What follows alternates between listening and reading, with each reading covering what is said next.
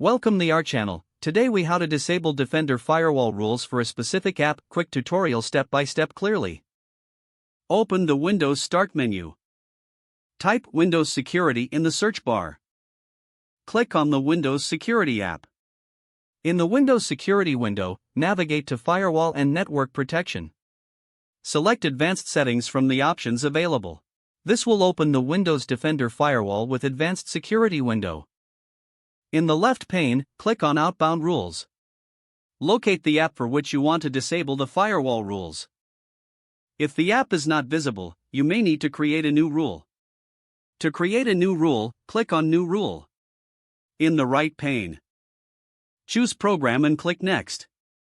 Select this program path and browse to the specific app executable. Click Next once you've selected the app. Choose Block the connection and click Next. Make sure all profiles are checked, then click Next.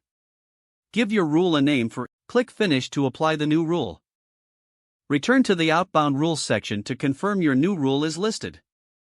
To disable an existing rule, right-click on the rule and select Disable Rule.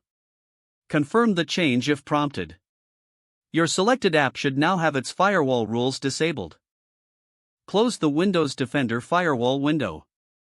If the page does not load, refresh the browser or try again in a private or incognito window. Make sure you are using the correct email address, then retype it carefully to avoid small typos. If your password is not accepted, use the reset option and create a new strong password you can remember. Check your spam folder for verification or security emails, then complete any requested confirmation steps. Enable two-factor authentication if available to improve account security and reduce unauthorized access risk. After signing in, review your profile details so your contact information and settings are accurate and current.